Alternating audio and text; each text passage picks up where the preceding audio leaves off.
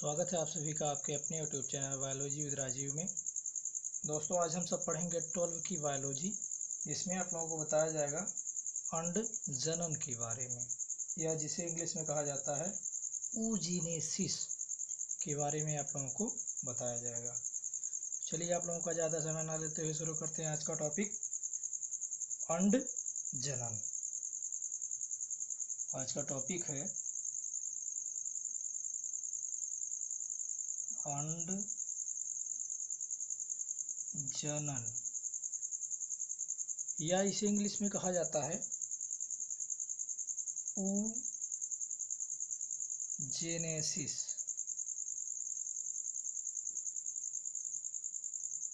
सबसे पहले जानेंगे अंड जनन क्या होता है। तो मादा जंतुओं के अंडाशय को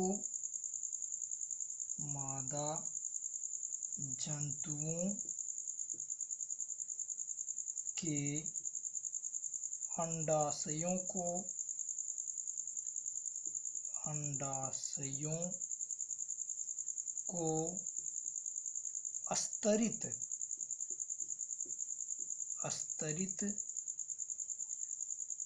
करने वाली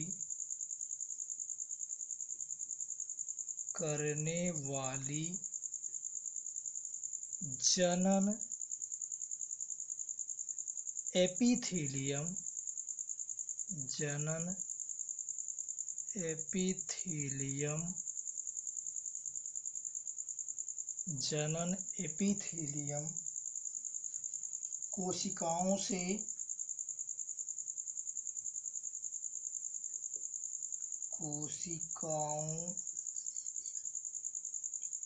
से अंडाणु बनने की क्रिया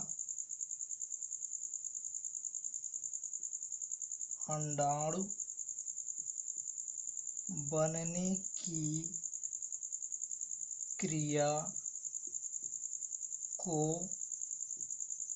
अंडजनन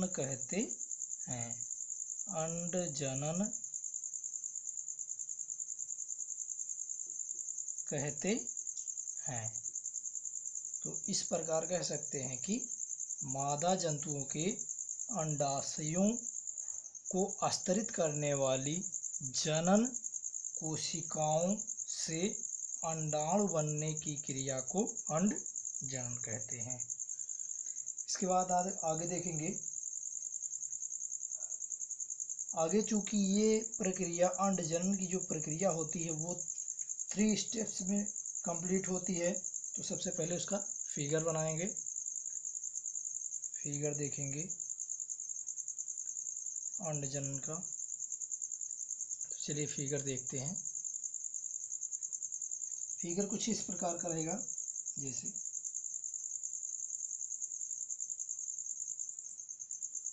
यहाँ एक सेल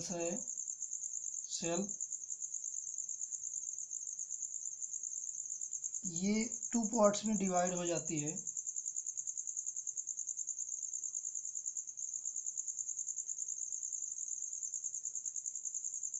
ये सेल्स 2 पार्ट्स में डिवाइड हो जाती है। पुनः ये जो सेल्स हैं वो 2 पार्ट्स में डिवाइड हो जाएंगी, यानी ये 4 पार्ट में डिवाइड हो जाएंगे।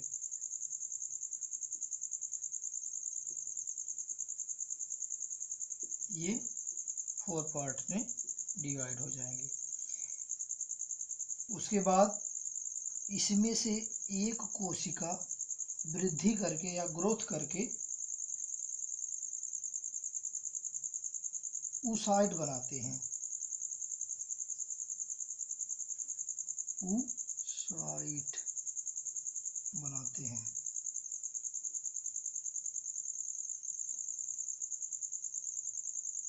ये पुनः 2 भागों में डिवाइड हो जाएगी।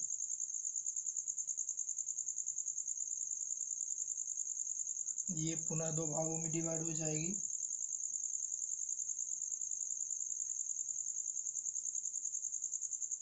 जिसमें से एक छोटी रहेगी और एक बड़ी कोशिका रहेगी। ये पुनः डिवाइड होती है।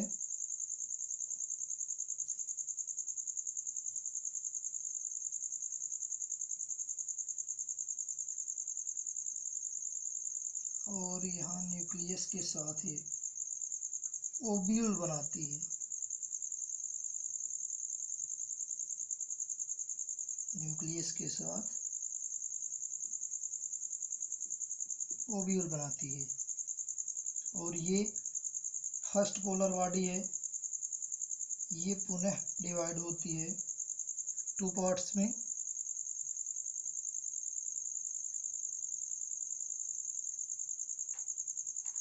ये 2 पार्ट्स में डिवाइड हो जाती है और ये भी 2 पार्ट्स में डिवाइड होती है। इसमें छोटी कोशिका बनती है।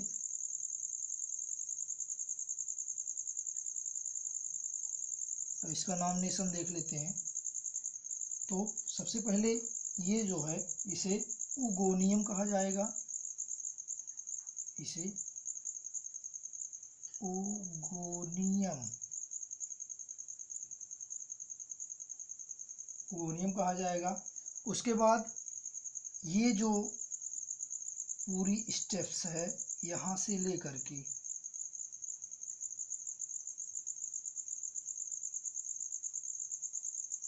इसे मल्टीप्लिकेशन फेज कहा जाएगा।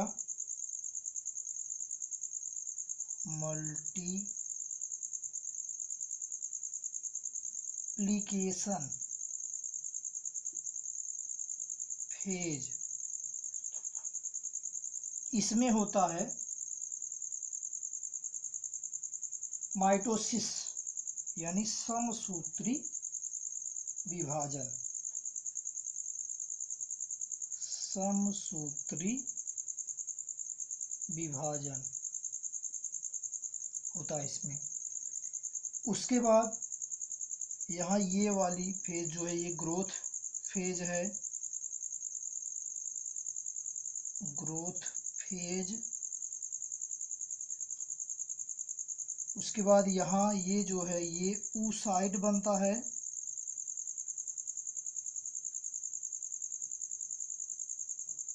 oocyte बनता है। उसके बाद ये वाला पोर्शन जो है इसे oocyte कहा जाएगा। oocyte। और इधर देख लेते हैं, इधर इसे जो है फर्स्ट पोलर बॉडी कहा जाएगा। फर्स्ट पोलर बॉडी, ये फर्स्ट पोलर बॉडी है। उसके बाद यहाँ इस वाले स्टेप में ये तीनों जो सेल्स हैं इसे सेकेंड पोलर बॉडी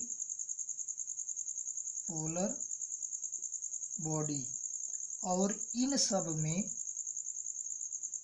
यहाँ से लेकर के इन सब में अर्धसूत्री विभाजन होता है।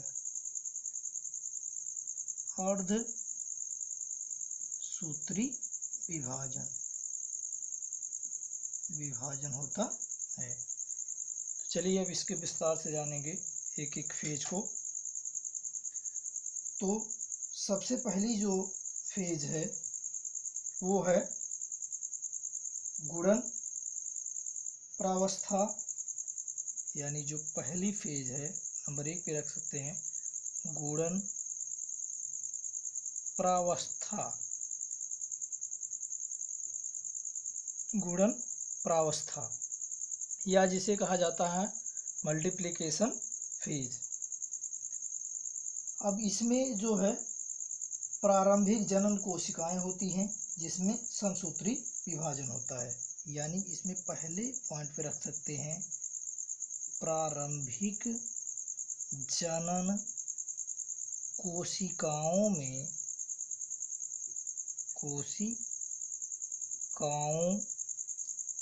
में समसूत्री विभाजन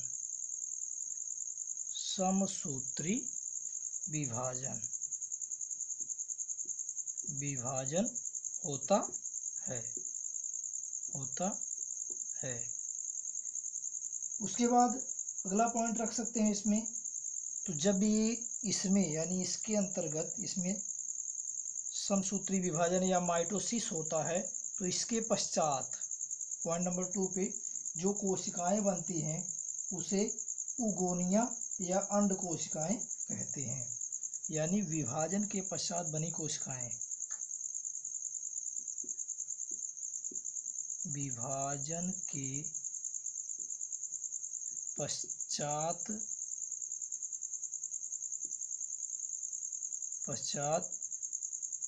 बनी कोशिकाएं इसे कहा जाएगा उगोनिया। इसे कहा जाएगा उगोनिया अथवा अंड कोशिकाएं।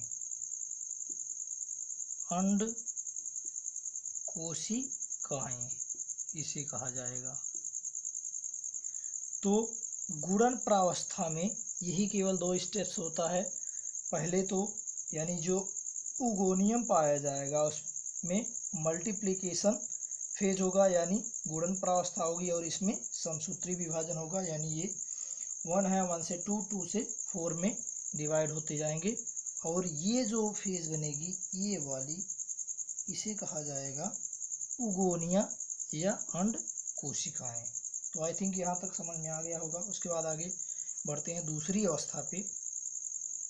तो दूसरी अवस्था है ग्रोथ फेज या जिसे वृद्धि प्रावस्था कहा जाता है, उसको देखेंगे। वृद्धि प्रावस्था जो दूसरी अवस्था है उसे वृद्धि प्रावस्था या ग्रोथ फेज कहा जाएगा। अब इसमें क्या देखेंगे, तो जो यहाँ उगोनिया बना है ये वाला, इसका नाम ही लिख लेते हैं उगोनिया। तो जो यहाँ उगोनिया बना है वो जो है पोषक पदार्थ इकट्ठा करके, यानी इसमें पहला पॉइंट लिख सकते हैं उगोनिया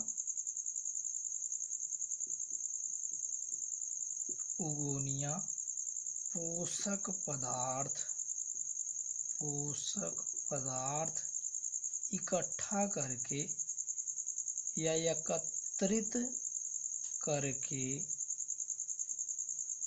एकत्रित करके आकार में बढ़ती है या आकार में वृद्धि करती है या बढ़ती है, वृद्धि करती है। यानी ये जो उगोनिया है वो आकार में वृद्धि कर लेती है। उसके बाद आगे देखेंगे, अब इसे कहा जाएगा प्राथमिक ऊसाइट। यहाँ प्राइमरी ऊसाइट कहा जाएगा। यानी जब ये वृद्धि कर लेती है तो इस कोशिका को कहा जाएगा प्राथमिक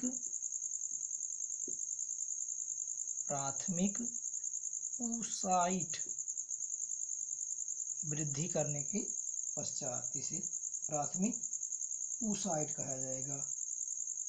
अब इसमें 2 स्टेप हो गए। उसके बाद लास्ट स्टेप जो है तीसरी अवस्था जो होती है वो परिपक्वन अवस्था। तीसरी अवस्था जो है परिपक्वन अवस्था या जिसे मैचुरेशन फेज कहा जाता है। तीसरी अवस्था है परिपक्वन अवस्था।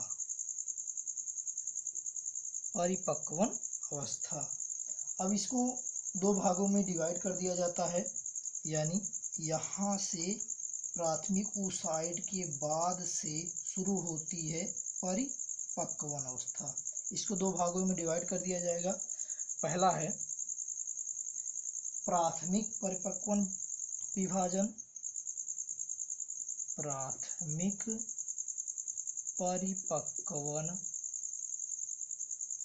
परिपक्वन विभाजन। इसमें क्या होता है, इसमें देखेंगे पॉइंट वाइज। सबसे पहले तो जो प्राथमिक अंडक है या प्राथमिक oocytes है उसमें अर्धसूत्री विभाजन होता है, यानी प्रथम परिपक्वन विभाजन में अर्धसूत्री विभाजन होता है, यानी इसमें पहले पॉइंट पे रख सकते हैं अर्धसूत्री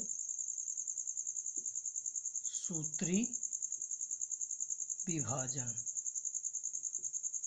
अर्धसूत्री विभाजन यानी ये जो प्राथमिक oocyte है इसमें अर्धसूत्री विभाजन या मियोटिक।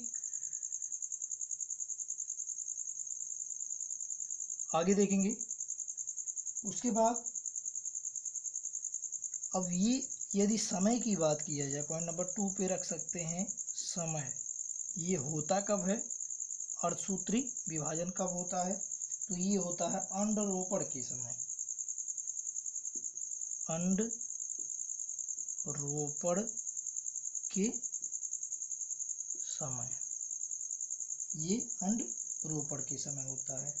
जब ये अर्धसूत्री विभाजन अंडरोपण के समय हो जाता है तो ये इनके जो गुणसूत्र है दो बराबर समूहों में डिवाइड हो जाते हैं, यानी ये जो गुणसूत्र हैं दो बराबर समूहों में डिवाइड हो जाते हैं। अब इसके बाद इसे यानी ये पोर्शन जो है ऊटिड और ये इसे कहेंगे आफ्टर डिवाइडेशन, इसे कहा जाएगा प्रथम पोलोसाइट या फर्स्ट पोलर बॉडी। यानी ये जब इसमें मियोटिक डिवीजन होगा तो इसे कहा जाएगा फर्स्ट पोलर बॉडी। अगले चरण में इसके रख सकते हैं, यानी तीसरे नंबर पे रख सकते हैं। जब ये दो समूहों में डिवाइड हो जाते हैं तो इसमें एक को कहा जाएगा, यानी पहले को कहा जाएगा प्रथम पोलोसाइट, प्रथम पोलोसाइट, और दूसरे को कहा जाएगा यानी फर्स्ट पोलर बॉडी, और दूसरे को कहा जाएगा द्वितीय पोलोसाइट,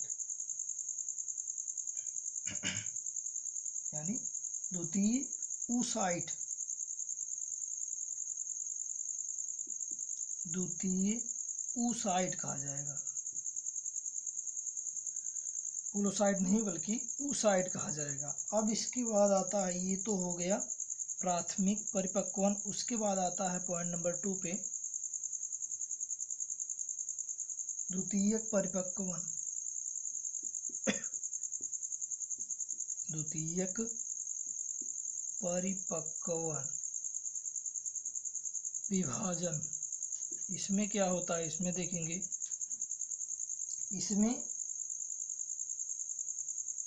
अब इसमें जो है जो अंडाणु होता है वो अंडवाहिनी में पहुंच चुका होता है, यानी अंडाणु का स्थान पहले पॉइंट पे रख सकते हैं, अंडाणु का स्थान। तो ये जो है अंडवाहिनी, अंडवाहिनी में ये प्रवेश हो जाता है, प्रवेश हो जाता है। अब इसके फलस्वरूप जो है इसमें, इसके फलस्वरूप पॉइंट नंबर 2 पे रख सकते हैं कि द्वितीयक ध्रुव कोशिका बनती है। द्वितीयक ध्रुव कोशिका, ध्रुव कोशिका बनती है। इसके फलस्वरूप द्वितीयक ध्रुव कोशिका बनती है तथा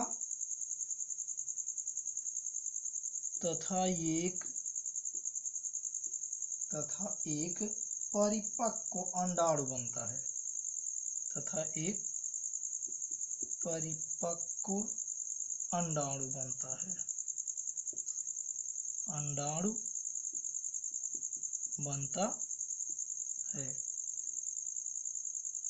तो इस प्रकार प्रथम ध्रुव कोशिका भी कभी कभी 2 कोशिकाओं में विभाजित हो जाती है, जिसके पश्चात एक ध्रुव कोशिका नष्ट हो जाती है और एक ध्रुव कोशिका जो है परिपक्व अंडाणु का निर्माण करती है। तो इस प्रकार जो है अंडाणु का निर्माण होता है 3 स्टेप्स में।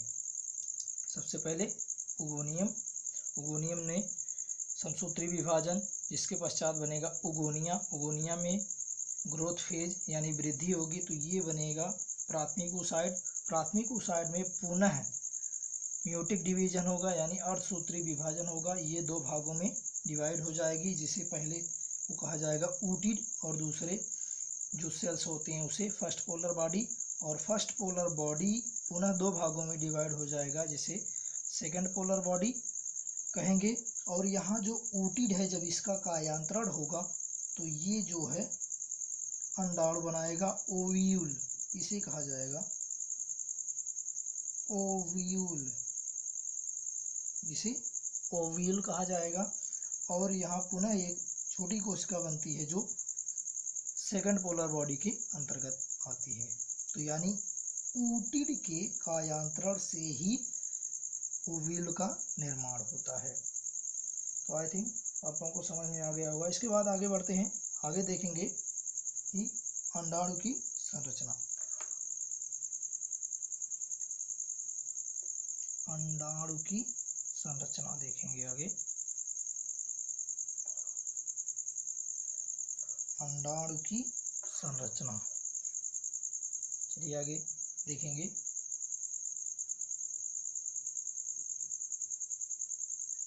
अंडाणु की संरचना, तो सबसे पहले इसका फिगर बना लेंगे अंडाणु का। तो फिगर कुछ इस प्रकार होता है, जैसे इस प्रकार का होता है फिगर।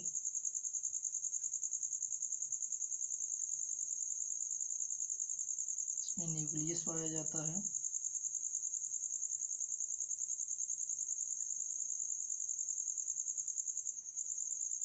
इसके अंदर साइटोप्लाज्म भरा होता है या जीव द्रव्य जिसे कहा जाता है वो भरा होता है।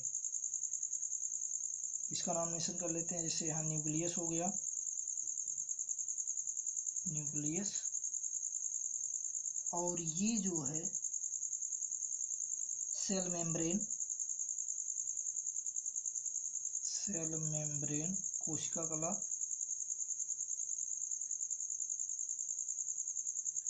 और इसमें भरा होता है साइटोप्लाज्म,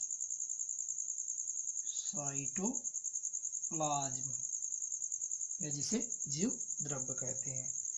इसका जो व्यास होता है वो, इसका जो व्यास है वो 0.01 mm होता है, 0.01 mm। ये जो है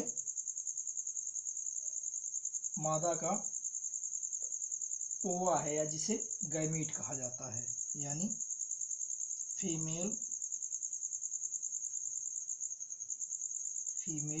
ओवा, ये जो है फीमेल ओवा है या गैमीट से जिसे कहा जाता है। अब इसके बारे में थोड़ा जानेंगे कि ये एक्टिविटीज कैसे करता है। अब सबसे पहले यदि इसके निर्माण की बात की जाए कि निर्माण यानी फीमेल ओवा जो होता है या अंडाणु जो होता है उसका निर्माण कहाँ पर होता है, यानी ये कहाँ बनता है, तो ये मुख्यतः बनता है अंडाशय में, अंडाशयों में। चूँकि 2 अंडाशय पाया जाता है तो ये बनता है अंडाशयों में। अब उसके बाद इसका आकार की यदि बात करें, आकार, तो इसका आकार होता है बड़ा, यानी मेल के शुक्राणु से ये बड़ा होता है। गोल पुच्छ रहित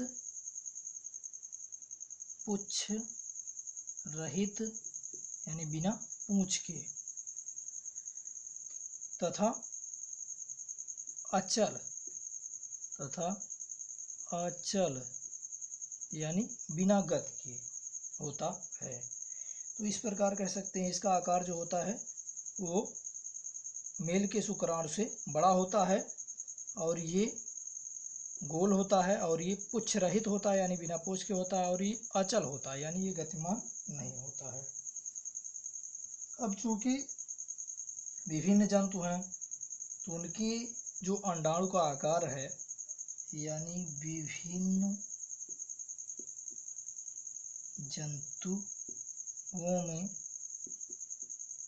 जंतुओं में यदि विभिन्न जंतुओं में अंडाशय के आकार की बात करें तो भिन्न भिन्न होता है यानी सबका समान नहीं होता है, अलग अलग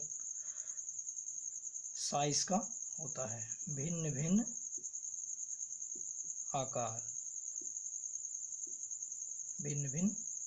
उदाहरण के तौर पे अगर देखा जाए कि सबसे बड़ा अंडाणु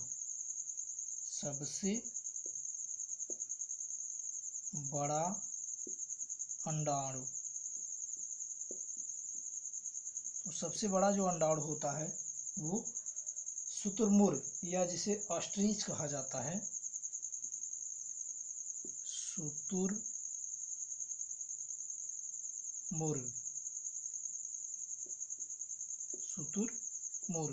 इसका जो अंडा होता है शुतुरमुर्ग का अंडा वो सबसे बड़ा अंडाणु होता है यानी इसका जो व्यास होता है शुतुरमुर्ग के अंडे का यदि व्यास कहा जाए तो इसका व्यास होता है लगभग 8 सेंटीमीटर होता है। उसके बाद यदि मुर्गी के अंडे की बात किया जाए, हैन एग मुर्गी का अंडा यह भी एक अंडाणु है। तो इसके यदि व्यास की बात किया जाए यानी इसकी लंबाई की बात किया जाए तो इसकी लंबाई लगभग होती है 6 सेंटीमीटर और चौड़ाई जो होती है 4.5 सेंटीमीटर, 4.5 सेंटीमीटर। वहीं अगर स्त्री की बात किया जाए, स्त्री का अंडाणु तो ये लगभग होता है यानी इसका जो व्यास होता है वो 0.01 मिलीमीटर जो यहाँ बनाया गया है। अब अंडाणु जो होता है इसके बीच में पीतक पाया जाता है यानी इसके यहाँ बीच में पीतक पाया जाता है जिसे योक कहा जाता है यानी अंडाणु के बीच में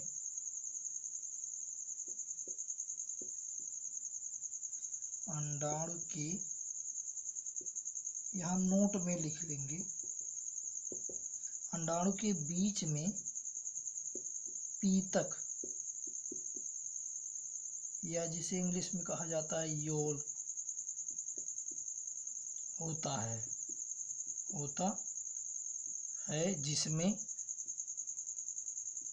जिसमें पोषक पदार्थ एकत्रित होते हैं, जिसमें पोषक पदार्थ संचित होते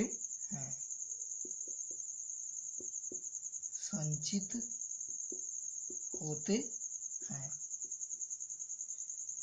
तो इस प्रकार ये अंडाणु की संरचना हो गई और इसका निर्माण जो होता है अंडाशयों में होता है। इसका आकार जो है बड़ा, गोल, पुच्छ रहित, अचल होता है और विभिन्न जंतुओं में इसका आकार भी भिन्न भिन्न होता है। सबसे बड़े अंडाणु की बात करें तो शुतुरमुर्ग का अंडा होता है जिसका व्यास 8 सेंटीमीटर होता है। मुर्गी के अंडे की यदि बात करें यानी मुर्गी के अंडाणु की बात करें तो वो 6 सेंटीमीटर लेंथ होता है और ब्रॉडनेस जो होती है वो 4.5 सेंटीमीटर 4.5 सेंटीमीटर होता है। वहीं अगर स्त्री के अंडाणु की बात किया जाए तो इसका अंडाणु का जो व्यास होता है वो 0.01 यानी मिलीमीटर होता है।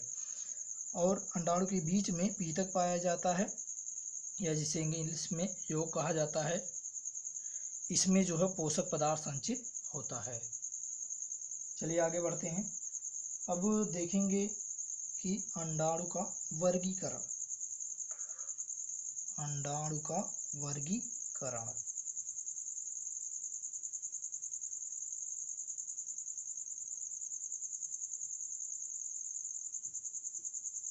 अंडाणु का वर्गीकरण। तो अंडाणु का वर्गीकरण दो आधार पे किया जा सकता है। जैसे नंबर 1 पे जो है पीतक की मात्रा के आधार पर, यानी जो योग अभी आप लोगों ने को बताया गया है, पीतक की मात्रा के आधार पर। अब पीतक की मात्रा के आधार पर अंडाणु को 3 भागों में डिवाइड किया गया है। 3 भागों में डिवाइड किया गया है, जिसमें नंबर 1 है लघुपीतकीय। लघुपीतकीय।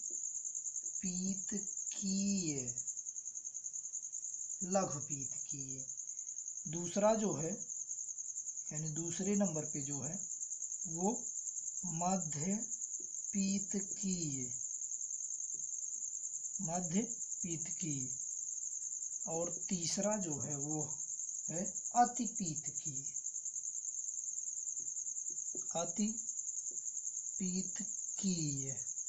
इस प्रकार ये 3 भागों में डिवाइड किया गया है। अब यदि लघुपीतकीय की बात किया जाए तो इसमें मुख्यतः क्या क्या आते हैं वो देखेंगे। जैसे इसमें आते हैं एम्फिऑक्सस।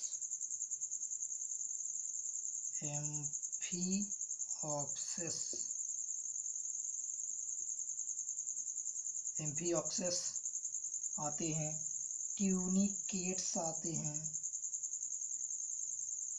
ट्यूनिकेट्स आते हैं, यानी इनके जो अंडाणु होते हैं वो लघुपीतकीय के अंतर्गत आते हैं। और आगे यूथेरियंस आते हैं। यूथेरियंस भी इसी के अंतर्गत आते हैं। उसके बाद आगे बात किया जाए तो मनुष्य के जो अंडाणु होते हैं वो भी लघुपीतकीय के अंतर्गत आते हैं। इसके अंतर्गत मुख्यतः ये आते हैं। उसके बाद मध्यपीतकीय की बात किया जाए तो मध्यपीतकीय के अंतर्गत मुख्यतः आते हैं पैट्रामाइजोन।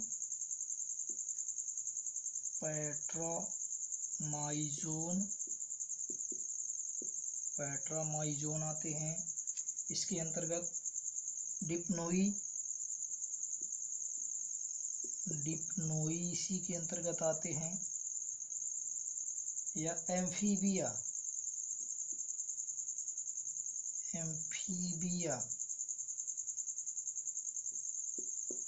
इसी के अंतर्गत आते हैं। यानी मध्यपीतकीय के अंतर्गत पेट्रामाइजोन, डिप्नोई और एम्फीबिया जो है, यानी इन जंतुओं के जो अंडाणु होते हैं वो मध्यपीतकीय के अंतर्गत आते हैं। उसके बाद अतिपीतकीय के अंतर्गत देखा जाए तो अतिपीतकीय के अंतर्गत बोनी फिश यानी अस्थिल या हड्डी युक्त मछलियाँ। आगे बात किया रेप्टाइल्स।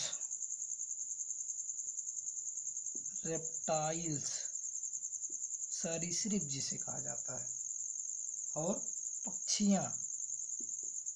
पक्षियाँ इसी के अंतर्गत आते हैं। यानी अतिपीतकीय के अंतर्गत बोनी फिश, रेप्टाइल्स और पक्षियों के जो अंडाणु होते हैं वो अतिपीतकीय के अंतर्गत आते हैं। उसके बाद ये तो पहला हो गया पीतक मात्रा के आधार पर। उसके बाद आगे देखेंगे वितरण के आधार पर। चलिए आगे देखते हैं। ये तो हो गया पीतक मात्रा के आधार पर। अब आगे दूसरा जो पॉइंट है पीतक वितरण के आधार पर। पीतक वितरण के आधार पर। पीतक वितरण के आधार पर मुख्यतः अंडाणु को 3 भागों में डिवाइड किया गया है, यानी इनको भी 3 भागों में डिवाइड किया गया है। जैसे पहला है समपीतकी,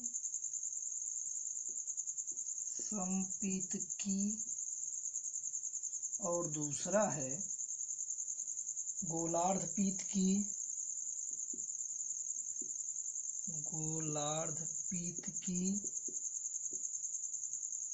और तीसरा है केंद्रपीतकी।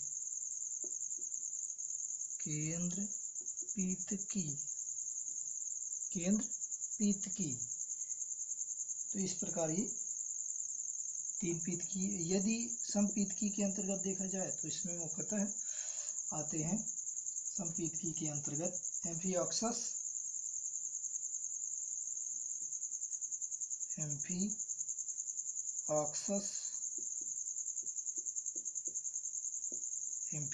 आते हैं इसके अंतर्गत। ट्यूनिकेट्स आते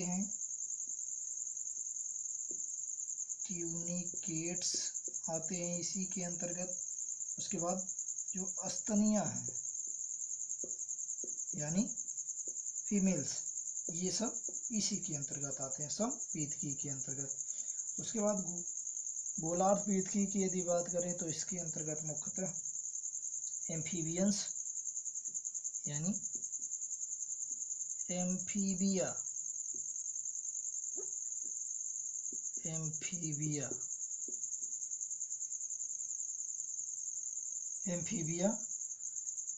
डिप्नोई यानी इसी का जो एग्जाम्पल था तो उसी के रिलेट्स हैं ये भी। और इसमें एक नया आ जाता है बोनीफिश, इसके गोलार्धपीतकी के अंतर्गत ही आते हैं। और रेप्टाइल्स भी इसी के अंतर्गत आते हैं, रेप्टाइल्स भी गोलार्धपीतकी के अंतर्गत आते हैं। उसके बाद यदि केंद्रपीतकी की बात किया जाए तो इसमें जो कीट होते हैं यानी कीट पतंग इसके अंतर्गत आते हैं, यानी केंद्रपीतकी के अंतर्गत कीट पतंगों में जो अंडा पाया जाता है वो आते हैं। तो इसके बाद आगे देखेंगे हम लोग,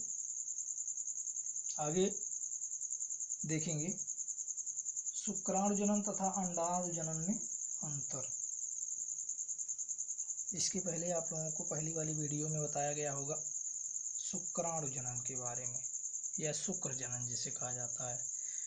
उसके बाद इस वीडियो में आप लोगों को बताया गया अंडाणु जनन या अंड जनन के बारे में। तो दोनों को मिला करके अब देखेंगे दोनों में अंतर क्या होता है। तो चलिए देखते हैं अंतर। शुक्राणु जनन,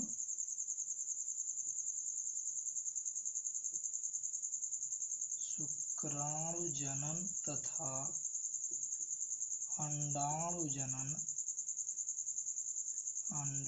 जनन में अंतर, इन दोनों में क्या अंतर होता है उसको देखेंगे।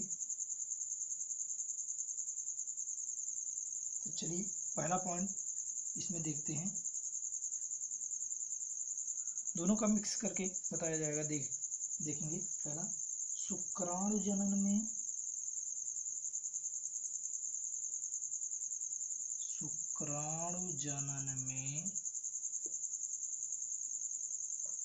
एक स्पर्मेटोसाइट से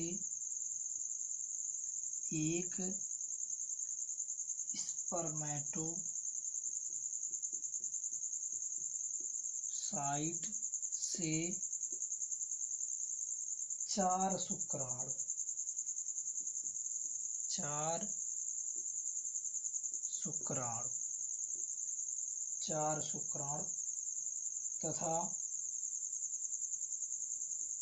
तथा अंड जनन में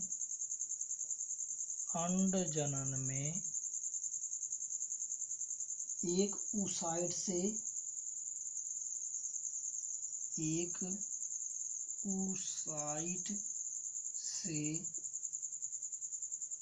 एक अंडाणु बनता है, अंडाणु बनता है। ये पहला डिफरेंस हो गया, यानी कहने का मतलब ये शुक्राणु जनन में एक स्पर्मेटोसाइट से 4 शुक्राणु बनता है, जबकि अंडाणु जनन में एक ओसाइट से केवल एक अंडाणु बनता है। दूसरी देखेंगे, दूसरा पॉइंट, तो शुक्र जनन में ध्रुवीय कोशिकाएं नहीं बनती। शुक्र जनन में या शुक्राणु जनन में ध्रुवीय कोशिकाएं या कोशिकाएं, ध्रुवीय कोशिकाएं नहीं बनती, नहीं बनती हैं, जबकि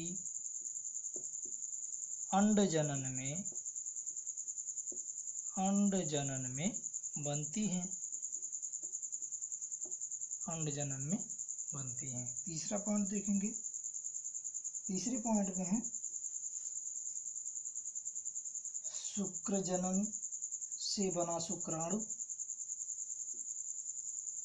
शुक्र जनन से बना शुक्राणु गतिमान होता है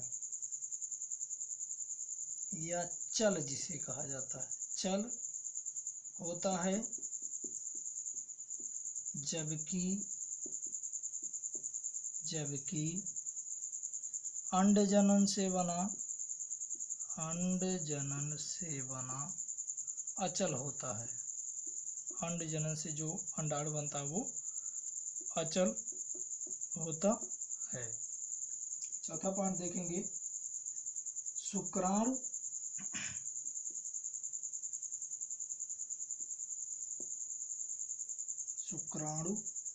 सिर, धड़ व पूंछ में बटा होता है।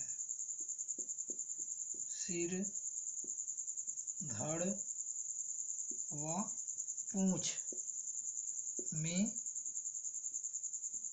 बटा होता है, जबकि अंड जनन में अंडाणु गोलाकार होता है, गोलाकार होता है। तो इस प्रकार इसके कुछ अंतर हुए। तो आज का वीडियो बस इतना ही। ये वीडियो आप लोगों को कैसा लगा कमेंट करें, लाइक करें और अधिक से अधिक शेयर करें। और जो लोग चैनल पे नए हैं वो चैनल को अवश्य सब्सक्राइब कर ले। और कुछ बच्चे बाद में जुड़े हैं, वो पुरानी वीडियो को प्लेलिस्ट से देख सकते हैं। इसके संदर्भ में कुछ क्वेश्चन दिए जाएंगे, उन क्वेश्चनों को कमेंट बॉक्स में देख करके उसका आंसर आप लोग देंगे। जय हिंद।